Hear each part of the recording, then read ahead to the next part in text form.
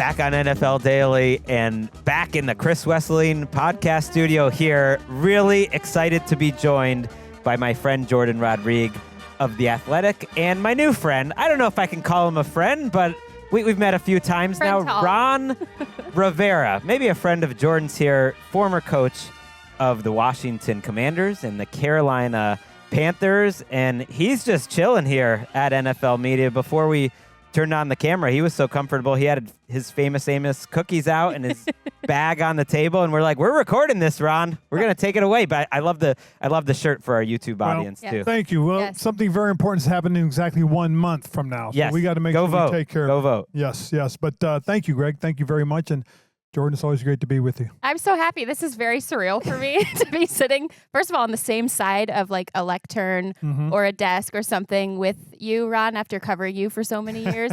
But then also I'm really happy because we're going to talk about defense today, among other things. And Ron just has such great perspective to lend for us on that. Yeah, we thought it'd be fun to talk with Ron about the defenses that we find the most fascinating so far. And like, so we're not ranking them. We're not saying these are the best, but just ones that would be interesting to talk about, Ron, because it's a year for defense. Yes. Right now, like it's happening. It's the run game. It's defense. We've been waiting sort of for this push and pull. It started a little bit last year, and it's definitely happening more aggressively right now. It is, because I think the game is changing again. You know, every so many years you see this kind of trend going one direction to the other. You know, and I think the trend now is heading towards running again. And part of the reason is because I think the defensive players have gotten smaller. And because the defensive players have gotten smaller, you see offenses being more physical, more aggressive up front. People are running the ball more.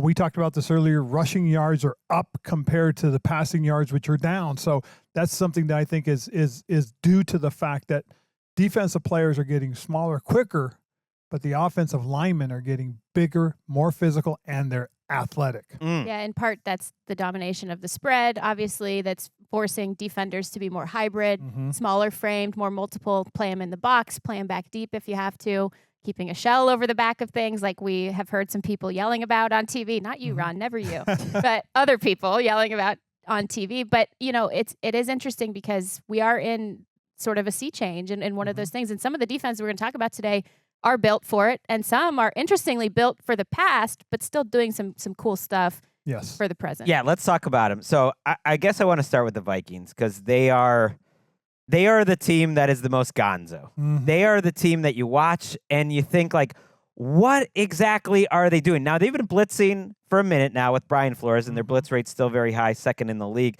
But to your point, they are going very light. Like they play with their dime defense.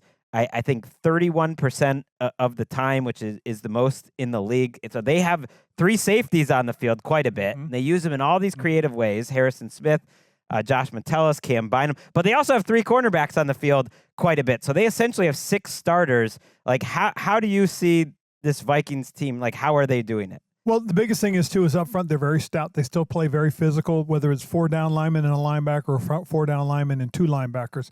One of the things that Coach Flores does very well is they're very simplistic in terms of some of the things that they do, and they're very good at being very basic. But then the complexity gets you because of the pressures, the way he uses the pressures, the way he mixes up his coverages. He's not always sitting in the same thing, and because of the different personnel groupings that he's willing to match up with, sometimes you get mismatches in the defensive favor as opposed to offenses always getting the positive mismatches. Yeah, Ron, I wanted to ask you this from your perspective as someone who has called defensive signals and plays and had to counter offenses and communicate with the mic and really make sure that those counters are implemented with your defense. You hear some of the former players in that system talk about how late the call is getting into the green dot and how late it's getting communicated, not in a bad way, in a way that he's almost giving them a third counter, especially with all this pre-snap motion that offenses are using to try to take the teeth out of some of the pressure he does run or some of the formation changes they use. So from your perspective, like if you're going to do it that late, you kind of see it the way they built their defensive roster with those veterans. What are key elements of that communication to add that late counter, that third counter right up until the snap? Well, first of all, the biggest thing you just said was about having veterans, having the right kind of guys back there that are your, what I call air traffic controllers. They're the guys that are making those decisions, making those late checks all of a sudden. And so what you have to do is you do have to have very bright, intelligent guys that can help make those calls and checks and get them across to everybody. But also, you also got to have guys that are committed to the work ethic of what it's going to take. And with Coach Flores, I promise you, their walkthroughs, their meetings, those things are very, very good. I mean, they're constantly probably talking about the what ifs, how can we handle these things, and what are our adjustments. You know, back in the day, they're called AFCs, automatic fronts and coverages. Based on what you get from the offense, you check on defense. I learned that from Buddy Ryan. Rex Ryan and Rob Ryan used some of that when they were coaching in the league as full-time coordinators and head coaches. Those guys were always thinking that, again, we want to put our defense in the best defense to match what the offense potentially does out of these formations. It's interesting though, because now offenses are giving more questions to the defense. They're asking them to declare what they're going to do essentially earlier before the snap than ever. So the fact that he can make a second check, and safeties joke about this. Oh, maybe one day we'll finally win because we'll get a third check. Well, Brian Flores is able to give that third check because he can lean on the communication element. Let's talk about that too, because they're on a, you know, the cliche is they're on a line together. But a phone line too. I mean, they're not able to talk to each other like directly in the helmets, but the fact that they can communicate in this way, they're kind of gaming the system a little bit with what offenses are trying to get them to tell them. First of all, they're not showing what they're actually going to do because they're countering it with that check or that rotation so late in the down or in the snap. And that's so important. Again, you know, it's not just about being able to disguise what you want to do and give the presentation that, hey, we're going to play this type of coverage because we got a safety tilting that direction. Okay, that could be a false key. You know, again, just because I'm tilted doesn't mean necessarily I'm going to stay down.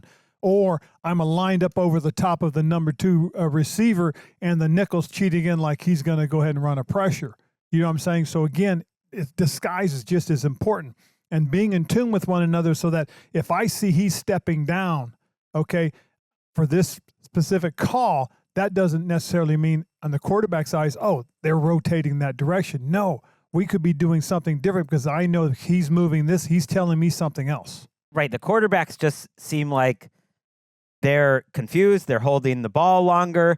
We were talking at our desk, Jourdan, about that. It might take a quarterback, you know, really being confident to spot throw because there are going to be holes here. If you're blitzing a lot, and they blitz about 40% of the time, it's actually less than last year, and you're dropping a couple safeties back, that's a strange way to do it, but that's kind of what they're doing. They're trying to, in theory, have an umbrella over everything. There should be some spots to hit on the field. Are they kind of willing to give up some big plays in order to make some big plays? If you're Brian Flores, you need maybe a quarterback like a Geno or an Aaron Rodgers or some sort of veteran that's a little more confident throwing into those areas when you're playing a defense like that. And you don't find many quarterbacks like that in the league anymore. No, because again, what they're trying to do more than anything else is if they're going to give anything up, they're going to give things underneath up.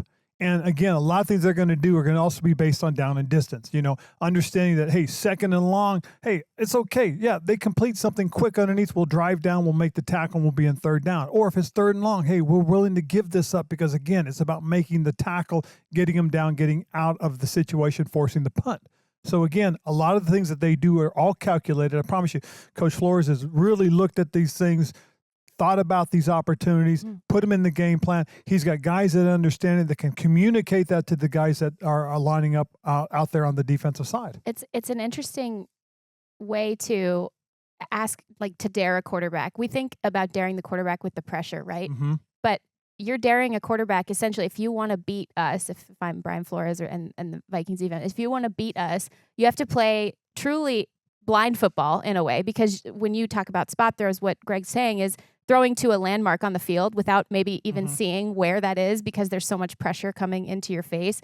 And it's going to be underneath. It's not going to be the explosive pass play. So you have to play this like egoless blind football. And quarterbacks don't want to do that. No, they don't. They're second right now in EPA per play, fifth in success rate. So the top team in terms of total efficiency and DVOA, if you want to get into the numbers. And you got to appreciate coaching, because what I just from a more of a layman can understand, is when a new coach comes in and the players that were there before are performing better in certain aspects. Harrison Smith, we thought, was maybe getting towards the end of his career. I swear he's playing as good as he's ever played. Josh Metellus, no one's ever heard of Josh Metellus before. They got him playing 6 different positions. He's playing down lineman, and he's like a safety. They got him playing linebacker. They got him playing safety. They got him playing cornerback. He's a really key part. Cam Bynum. You have guys at cornerback that are like journeymen. Gilmore and Byron Murphy is a nice signing, but Shaq Griffin. And they're all playing, I think, better, and they understand what the coach is asking them to do. Exactly. And I think one of the things, too, is when you've got guys with the same skill set, okay, and now all of a sudden you can sit there and say, well, they can't create the mismatch that they want. We can create the mismatch. Why? Because we have 3 guys that have the same skill set, whether they be 3 DBs or they corners or they be 3 safeties. Now all of a sudden you have one guy that can come down and play like a linebacker, and you say, well, the other 2 can't. Well, all of a sudden you start motion, and all of a sudden instead of these guys chasing him, they rotate the other direction. You can go, okay, so now we know they're in zone, but guess what? They're playing man. Yeah. You know what I'm saying? Usually when a guy runs across, what do you got? Well, you usually got man coverage. And I love that. I love that they're countering motion this way because motion, like I mentioned before, it exists in part. There's a lot of other things now that smart coaches are doing with it. It exists in part to get the defense to tell you what coverages they're playing. It's an information-seeking tool. Now, of course, there's formation changes, things like that, but they're not giving any information. Yeah. And in fact, they're getting more from you when you go in motion because then they are going to give another check. And a great example of a team that uses motion to ID or to undress the defense is Miami. With the way they take their receivers and they move them over here and they put somebody over there and they put them in stacks. And what they're looking for is to see how you align against them. If you align over the top, they're thinking, okay, we've got man coverage. You align shading on the inside, 2-3 yards off on the inside, they know they got zone. So again, if you can disguise, if you can move yourself properly and put yourself in position, that's one thing. Then if you put yourself in the right position, can you react and get to where you need to be? Right. Examples, if you get motion outside and you get a linebacker goes out and lines up over the top, and all of a sudden you sit there and go, wow, we've got man coverage. Well, you've got a mismatch. You got Christian McCaffrey against a linebacker. Now all of a sudden, where's the safety favor? Now if the safety's favor over there helping against Christian McCaffrey, now who's that open? Well, over here, you know, we've got Debo open, or he's one-on-one because they're showing single high. That's what the offenses are looking for. How does the defense counter that? Well, I can favor over here, but I can play middle of the formation. So there's things that you can counter to help support what you want to do on defense by, again, proper disguise and understanding where that help's going to be. It's the defenses dictating. I know Ron Rivera loves that. It's like when he was on the field for the 86 Bears. We're going to dictate, not let the offense dictate. And Flores has been so fantastic this year. I think we'll see how the rest of the year goes, but I think he's worthy of getting some head coaching interviews. I think that's going to be an interesting moment for the league, considering the litigation that he had with the league, and I really hope that it is in a situation where he doesn't get coaching interviews, because that would be a bad look for the league. He didn't last year, which definitely caught my eye, and we will see. We'll hold on to that for a second. Let's go to some other defenses that we find fascinating. You throw out a favorite. We could go Broncos. We could go Bears. I mean, the Broncos. I'll throw out the Broncos. I want to talk about the Broncos. The Broncos are surprising to me. They are the team that's leading the league in blitzes right now. It's just crazy. Almost half the time they're blitzing, and they're just testing your protection. And I was surprised that they seem to outsmart Aaron Rodgers, who you would think is among the best play callers in the league, even though he's a quarterback and he gets help, obviously, from his coaching staff and everything. And their offensive line was a little scrambled where that pressure was coming back. You know, they made him hold the ball. They hit him 14 times. They sacked him 5 times. And they've been really effective. I think Vance Joseph maybe made the decision. Maybe we're not the most talented group up front. Totally. They're not bad, but we're going to need to scheme our way into being great. Well, I think one of the things, again, if you go back and think about what happened last year, people wanted to see Vance Joseph fired from Denver. And again, now all of a sudden he Sean sticks with him, gives him the next year coming into it.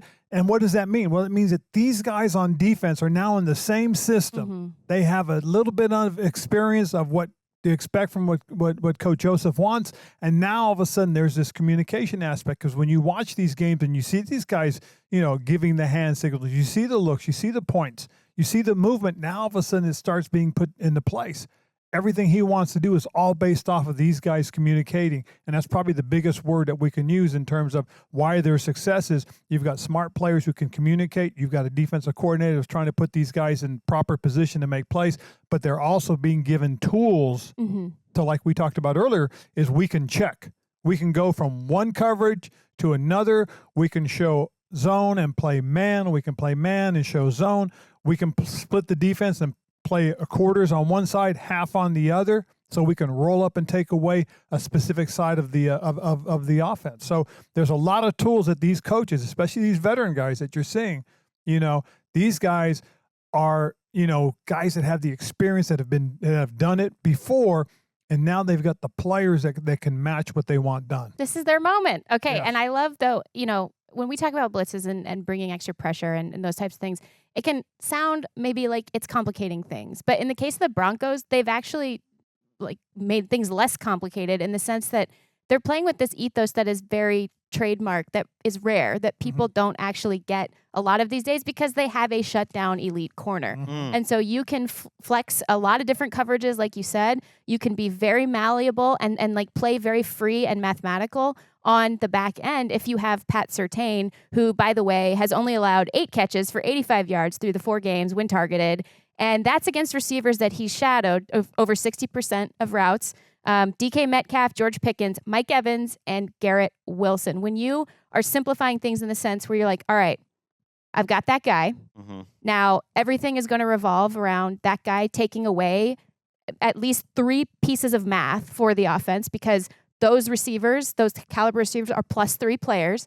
So that revolves around taking away that amount of math, essentially, and then flipping the leverage. Okay, yeah, you can send extra secondary players and linebackers to blitz because you don't even have to worry about the +3. You can send +1, +2 on your side because you've already taken care of +3. And it's interesting because they've simplified it in that sense where it's like, we got a dude. So, yeah, we're going to revolve things around the dude. How do you ever have a cornerback like that changes the way you coach the rest of your defense? You do that when you have that guy, most certainly. And you have guys that are similar to that, you can do it as well, whether it's at the corner position, the linebacker position. Exactly. Although you had 2 of them. Yes, you did. But when you have guys like that, now you coach everybody else differently because you know that, hey, they're not going to need the help inside in coverage. So we can take those safeties and play them a little wider. We can play a little bit more middle open defense. What you're starting to see a lot more right now is to try and stop these passing games. And that's also part of the reason why I think there's a little bit more running going on, is because teams are playing a little bit more cover 2 shells. Okay. And because of that, you're getting less guys in the run box and more guys are running the ball. So again, it's about whether you have a player or a positional players that you can say, hey, you know what? We can add 1 or 2 and take away 1 or 2 from them as well. So again, having guys that are pretty special, Luke Kuechly, Thomas Davis, those guys, when you have those types of players, that's a special situation. And now, as she talked about Surtain with Denver, now you can roll your coverage opposite. Okay. And you're going to say, we're not going to let this particular guy beat us. We're going to put our best guy on him. He's going to know he's either going to have help to his inside or help over the top.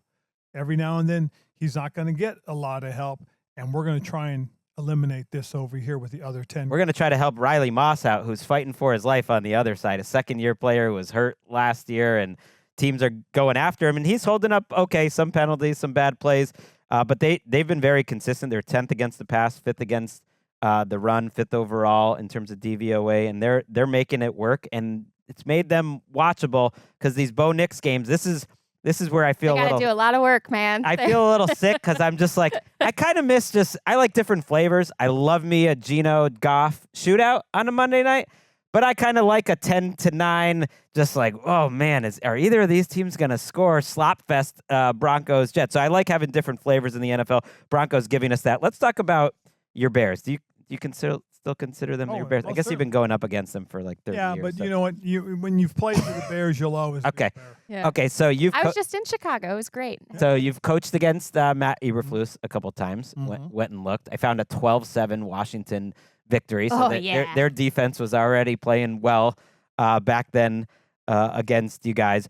My question for them, and you can tell me what you just think, how they structure things. I've had questions of some teams, are they built for this 2024 football? Because to me, they're built very much on both sides of the ball of like, we're going to stop the pass, and the numbers would say they're one of the very best stopping the pass, good at getting after the quarterback.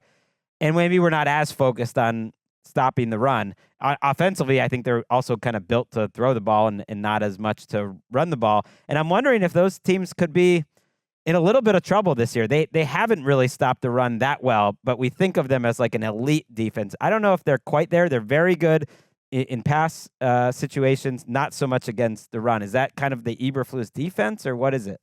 To me, what I've always kind of thought, Matt, is almost a bend don't break type of defense. Keep the game close. That way, during crunch time, something big can happen on the defensive side. Or special teams where I they was found about some to say, margin. that's the one thing that don't forget about what they've done on special teams in terms of they blocked a punt, returned it for a touchdown. I believe that was the Tennessee game. Yeah, their punter also against the Rams completely iced that game out. Yeah. Torrey Taylor. I mean, people were getting on him for a fourth-round pick. That's way more valuable than the majority of fourth-round picks. Game. Come on. Yeah, I mean, he really did. If you think about where they kept pinning him. I mean, that statistically, it is very hard to go 80 yards and score touchdowns. It's even harder to go 90 yards and score touchdowns, let alone 98 yards to go and score touchdowns. So having that weapon has really helped their defense again as well, because if we can keep them pinned on their side of the ball, of the 50, you're going to give your defense opportunities to be successful a lot more. Plus, what it's going to do is create better field position for your offense. Yeah, they're one of the few teams that I think you can genuinely consider that special teams unit as an extension of specifically the defense. And especially you see actually that's part of the plan with the way that the Bears are pressuring more in the second half versus the first half. And they really dialed things up. I saw it in person this past weekend.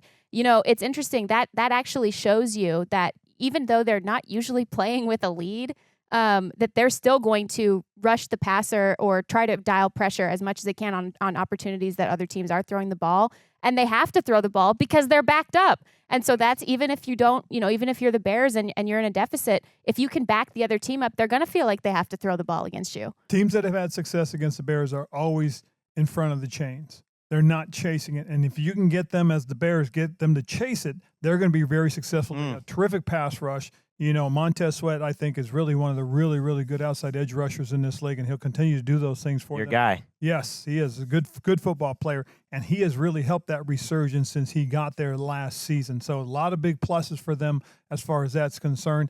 And again, a lot of things that Matt does on defense for the most part is very solid, sound football. They're not doing anything overly extraordinary. What they're doing is they're doing the basic things very, very well. And all the little wrinkles they put in there are very good. And they've drafted and developed to that strength. They've taken a lot of players in the defensive backfield. Some hit quick, some took a little longer, but overall now it's one of the best young groups in the entire NFL. They got to try to win that way. But yeah, the Bears special teams excelling. We're a long way from Cody Parkey and the double doink way back in the day for the Bears. All right, before we let you go, let's sort of, I don't know, do we have a favorite coach? Actually, you're with the Commanders last year. Before we talk, like maybe our favorite coaches of the year so far, are you still in touch with what's going on in Washington? Well, I pay attention to what's going on throughout the league, and I know Coach Quinn very well. Dan's done a tremendous job.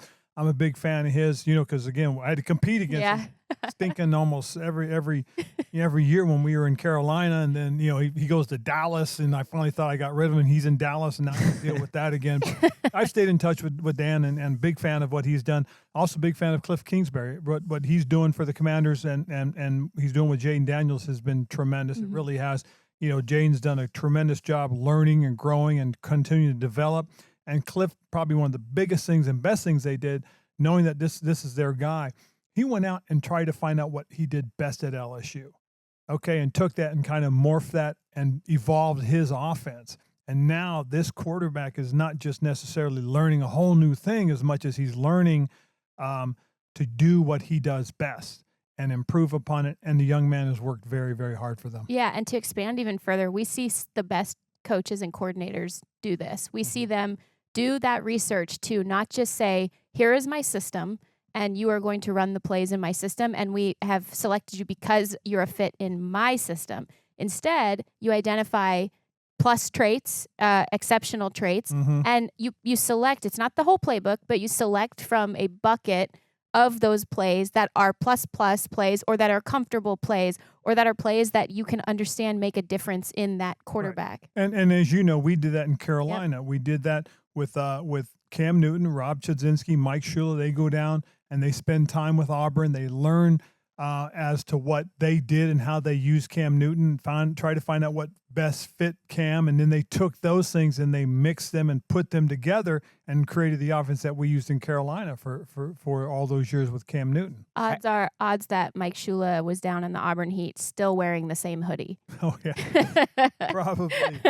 Mike is a creature of habit. Little Mike Shula inside joke. I love it between these two. It's like, I don't know what you guys are talking about. That's amazing though. It's cool to me that you mentioned you were on the phone with Cliff and everything, that like, you were there last year and you're talking about and hearing about the things that he's doing with Jayden. That's That's good football. Coaching. That's football. Yeah, it is. It really is. It's football. I mean, and that's what it's about. It's about the business of the game. And when you see coaches do some really good things, you want to make sure you get an opportunity to talk with them, acknowledge it. I mean, things Todd Bowles is doing in Tampa Bay, getting his opportunity again. Well, and somebody that people keep forgetting about is Andy Reid. I mean, sure, he's won back-to-back Super Bowls, but let's be honest about it. People get bored with success or resentful. Like Andy. my wife and daughter, they're more casual fans, and they're just like, we're sick of the Chiefs. I think they represent a lot of people. They don't want to hear about Andy Reid. We recognize Andy Reid's an all-time great. Though? Think about how hard. He's got to do it again. He's got to do it again. But the guy that he has on his side that helps him an awful lot is Steve Spagnuolo. Yeah. And again, we talk about defense. We talk about a guy that schemes up things, a guy that grew up in the Jim Johnson system. And a lot of people remember who Jim Johnson was, one of the great all-time defensive coordinators. I put him up there with Buddy Ryan. I mean, these guys, they had their own way of doing things, and guys like Steve got the opportunity to learn from it, and look at what he's doing. Look at the success. He's an aggressive play caller. He gets after quarterbacks, okay? When he knows when to back off and play coverage, they mix their coverages. They disguise their coverages very, very well. Reid might be my coach of the year so far. That's a out-of-the-box pick, which it shouldn't be because they're 4-0. It's wild that that's out of the box. I know, but he could be that every year. He could, but this is a year where I think they're making more with less, and they're finding ways to win. And that was how they ended last year, frankly, too. And that's coaching. That's margin. Well, and then and let's don't forget Kevin O'Connell. Okay. Oh, my pick for coach That's of the your year. pick so far. I mean, we're 4 weeks in. Okay, that's your pick. I mean, we know he's got Coach Flores taking care of the defense. Go do your thing. But look what he's done with Sam Darnold. Yeah, okay. but I would push back on you a little bit, Ron, for not the first time in my life. That I think that hiring Brian Flores speaks a huge, significant amount of Kevin O'Connell, not because of the prestige and the reputation as a former head coach, but because you're coming in and you're buying into a system that is going to come into practice every day and absolutely freaking torture your own quarterbacks. And that's an egoless decision. It's an egoless decision, and I think he knows. And also, like, not forcing as an Oh, you know this, dude. Offensive coaches. Oh man, I'm sorry. I'm going to rant a little bit. Offensive coaches. They so often get into this habit of hiring or going after defensive coaches who are going to complement what they do on offense, less so assert a completely holistic identity on defense. And the Vikings are saying, we're going to kick you in the teeth on offense with smart scheme and sound quarterback play and a balanced attack and interesting ideas. And we're going to be aggressive and we're going to throw the ball even though we're up 28-0. And also on the other side, cut loose Brian Flores. Assert. You're not complimenting, quote unquote, in the way that we talk about complimentary football. It's complimentary in the way that it all works. But you're actually saying, okay, I want that unit to assert with its own identity. And I think that is a huge, huge trademark of what we've seen from Kevin O'Connell and his identity as a coach so far. And I think it puts him in contention early. Well, that to me is not the only reason, but I think a lot of it has to do with the way Sam Darnold has played. And I think part of it, too, is having the opportunity to practice against Coach Flores' defense every day as well. Gotten better against the blitz, right? Absolutely. Yeah. They help each other. And that's to me, and I agree with what you're saying, because when you see the aggressive nature of your defense as an offense, and you see the way they're taking the ball away right now, yeah, okay, and you can say the same thing about Detroit, the way they're taking the ball away. That's great. Why? Because they're putting us in position to score. That's one of the big things that we always used to talk about in Carolina was winning the takeaway battle. And not just that, but scoring or putting the offense in scoring position. Go back to the year Philadelphia went to the Super Bowl.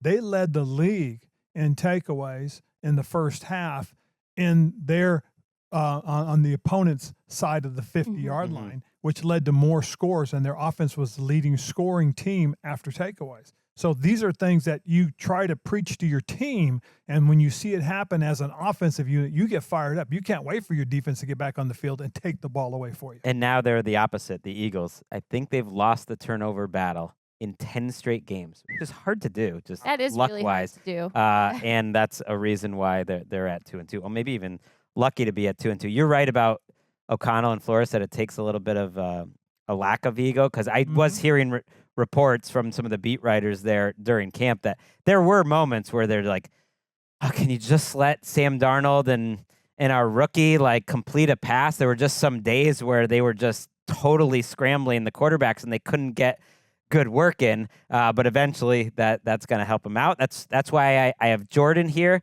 Like she's smarter about all this scheme stuff than I am. It's why I have you here, Ron Rivera. I'd love to have you again because you show me how to wear like perfect glasses that fit perfectly, which has been a goal of mine forever. I mean, you're killing the glasses game, killing the T-shirt game. Appreciate you coming in, Ron. No, thank you for the opportunity, guys. This has been a lot of fun. All right. I got to argue with you again. I love it. That's even better.